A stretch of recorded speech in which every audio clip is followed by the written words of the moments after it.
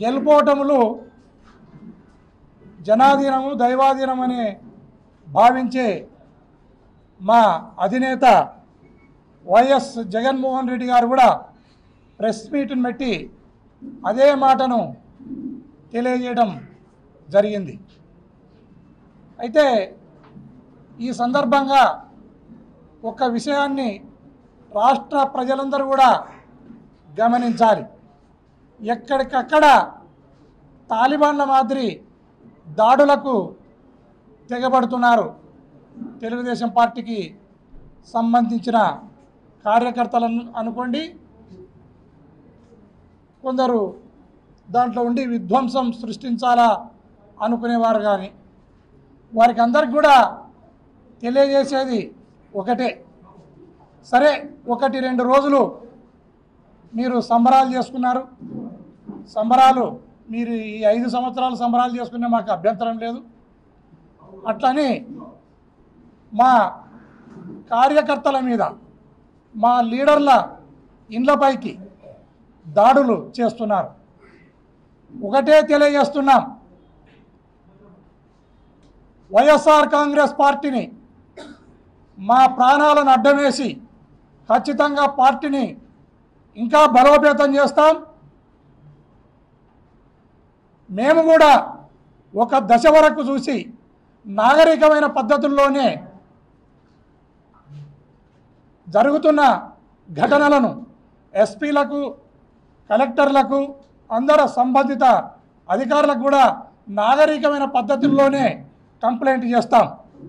ఆ తర్వాత మేము కూడా మా ఆత్మరక్షణ కోసం పంటికి పన్ను కంటికి కన్ను అనే నినాదంతో ముందుకు పోతాం. జనంలో ఇప్పటికే ఒక విప్లవం రావడానికి మొదలైంది. మీ కార్యక్రమాలను చూసి, తెలుగుదేశం పార్టీ చేస్తున్న దాడులను చూసి ఈ రాష్ట్రంలో అనుకోని ఒక విప్లవం రావడానికి ప్రజలందరూ కూడా సిద్ధమవుతున్నారు. దీన్ని గమనించాలని కూడా నేను తెలియజేస్తున్నాను. దయచేసి ఇప్పటికైనా ఎవరైతే లీడర్లు ఉన్నారో తెలుగుదేశం పార్టీలో వాళ్ళందరూ కూడా వాళ్ళ కార్యకర్తలకు కానీ వాళ్ళ అభిమానులకు కానీ చెప్పుకొని వారు కంట్రోల్ చేసుకోవాలి.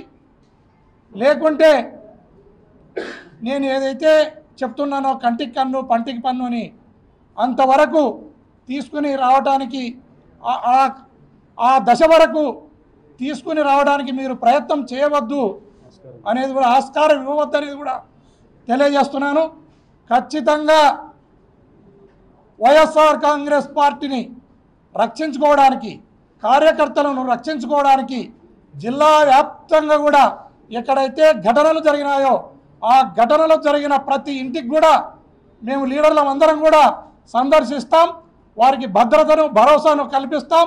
ఏ కార్యకర్త కూడా అభద్రతా భావానికి గురి కానక్కర్లేదని వైఎస్ఆర్ కాంగ్రెస్ పార్టీ కార్యకర్తలకు అందరికీ కూడా మేము ఈ సందర్భంగా భరోసాను ఇస్తున్నాం.